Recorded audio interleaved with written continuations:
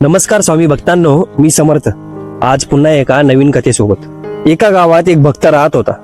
तो रोज सकाळी आणि संध्याकाळी स्वामींच्या दरबारात जायचा. जेव्हा दरबारात फार लोक नसायचे किंवा कोणी पाहणारे नसायचे तेव्हा तो शांत बसायचा. न जप, न भजन, ना जयघोष. पण जशी जशी दरबारात गर्दी वाढू लागायची तसा तसा हा भक्त जोऱ्या जोऱ्यात जय जय स्वामी समर्थ असा जयघोष करायला लागायचा. मोठ्याने भजन म्हणायचा, मोठ्याने कीर्तन गायचा. संपूर्ण दरबारात भक्तीचा माहोल तोच करायचा. लोकांना वाटायचं, वाह किती मोठा भक्त आहे. हळूहळू लोक त्याला भक्तजी भक्तजी म्हणून सन्मान देऊ लागले. हे सगळं त्याला फार आवडू लागलं. काही दिवसांनी चातुर्मासाचा काळ आला. त्या काळात एक महात्मा स्वामींच्या मंदिरात राहायला आले. महात्मा खूप शांत स्वभावाचे होते. खूप मोठं ज्ञान त्यांच्या बोलण्यात होतं, पण कधीही त्यांचा दिखावा नव्हता. गर्दी असताना ते फार शांत असायचे. कोणी प्रश्न विचारला तरच उत्तर द्यायचे, नाहीतर बाकी टाइम खूप शांती. पण जेव्हा मंदिर रिकामं व्हायचं तेव्हा ते मनापासून जप करायचे, भजन गायचे, त्या ध्यानात लीन व्हायचे. हे पाहून ते भक्तजी एकदा गोंधळले. एक दिवशी भक्तजी त्या महाराजांना म्हणाले, महाराज, तुमचं आणि माझं उलट आहे.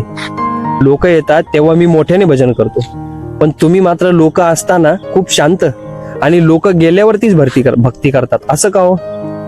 महाराज फक्त एवढंच म्हणाले, बाळा, वेळ आल्यावर तुला कळेल आणि त्याचं उत्तरही मिळेल. काही महिन्यांनी एक दिवशी भक्तजींनी आपल्यासाठी नवीन चप्पल घेतली. ते स्वामींच्या दरबारात आले, पण आज जाताना त्यांच्या मनात एक विचार चालू झाला की आपली चप्पल तर चोरी नाही जाणार ना, आपली चप्पल गायब तर नाही होणार ना. मंदिरात बसून त्यांचं मन चप्पलाजवळच अडकलेलं होतं. तरी रोज सारखं गर्दी वाढली तसं भजन कीर्तन सुरू झालं, पण मन मात्र त्यांचं बाहेरच होतं. त्या रात्री भक्तजींना एक स्वप्न पडलं. त्यांनी पाहिलं, एक दिव्य तेजस्वी पुरुष त्यांच्या चप्पलाजवळ उभे आहेत आणि त्यांच्या चप्पलची रक्षण करत आहेत. भक्तजी दचकून उगे जागे झाले.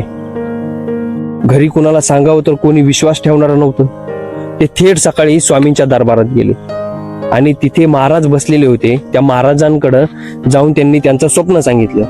महाराजांच्या डोळ्यात अश्रू आले. ते म्हणाले, बाळा, तो दिव्य पुरुष दुसरा कोणी नव्हता, ते स्वतः स्वामी समर्थ होते. स्वामी तुला एक गोष्ट शिकवत होते.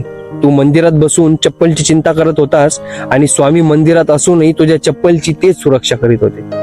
तू स्वामींची चिंता करायला हवी होती, पण तू चप्पलची चिंता करत होतास. जर प्रार्थना निर्मळ मनाने केली तर परमात्मा आपल्या सगळ्या चिंता स्वतः घेतो. आपल्याला फक्त त्याचा विचार करायचा, त्याची भक्ती करायची, तीही खऱ्या भावाने. त्या क्षणी भक्तजींना सगळं उमगलं. तेव्हा कळलं की महाराज एकांतात भक्ती का करत होते. भक्ती म्हणजे दिखावा नाही, भक्ती म्हणजे मनाचं समर्पण. आणि या कथेतून आपल्याला एवढंच शिकायला भेटतं की स्वामींच्या आशीर्वादाने अशक्य असं काहीच नाही, फक्त सच्चा भाव हवा. जेव्हा तुम्ही मनापासून प्रार्थना करता तेव्हा स्वामी तुमच्या आयुष्यातली सगळी चिंता तेच सांभाळतात. म्हणूनच स्वामींवर विश्वास ठेवा आणि आपली मेहनत कायम करत राहा. चला, भेटूया पुन्हा एका नवीन कथेसोबत उद्या.